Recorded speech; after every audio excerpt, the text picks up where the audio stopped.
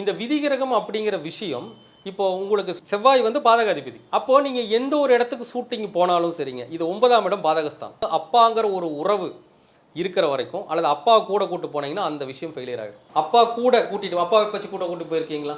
இல்ல. எனக்கு அப்பா இல்ல. இல்ல. அது ஏன் சொல்றேன்னு கேளுங்க.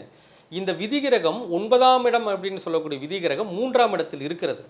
அப்ப என்ன அர்த்தம்னா, அப்பாங்கிற விஷயம் அப்படிங்கிறது உங்கள விட்டு போனாலோ, அல்லது அப்பாவை விட்டு நீங்க தள்ளி இருந்தாலோ, அதுக்கு அப்புறம் தான் நீங்க இந்த துறையில சாதிக்க முடியும். நான் உண்மையை சொல்றேங்க. ஏதாவது எந்த ஒரு விஷயங்களுமே அந்த விதிகிரகம் துல்லியமாக சுட்டிக்காட்டும். அந்த விதிகிரகத்துடைய பாதை தான் உங்களுடைய வாழ்க்கை பாதையா இருக்கும். அதான் நான் உங்களுக்கு சொல்றேங்க. நீங்க வந்து 3ஆம் இடத்துல இருக்கிறீங்கன்னா, அதுக்கு காரணம் என்னன்னா, அந்த செவ்வாய்ங்கிற கிரகம் தான். நீங்கள் பிறந்த 3 என்று சொல்லக்கூடிய செவ்வாய் 3ல் இருக்கிறது. 3ஆம் இடங்கிறது தான் மீடியாவை சுட்டி காட்டக்கூடியது. ஏன் உங்களுக்கு 4ஆம் அதிபதி 3 இருக்கும்போது ஏன் நீங்க 4 வீலர் போய் எடுப்புன்னு சொன்னோம்னா, 4ஆம் இடம் என்பது 4 வீலர். இது சத்தியம். அதே மாதிரி 9ஆம் அதிபதி 3ல் இருக்கின்ற வரையில் நீங்க மீடியா துறைக்கே வந்தாலும், அப்பா இருக்கின்ற காலம் வரைக்கும் மீடியாவில் ஜெயிக்க முடியாது. ஒண்ணு அப்பா போனதுக்கு பிறகோ, அல்லது அப்பாவை விட்டு முழுமையாக நீங்கள் விலகி இருக்கும்போது மட்டும் தான் இந்த துறையில் சாதிக்க முடியும்.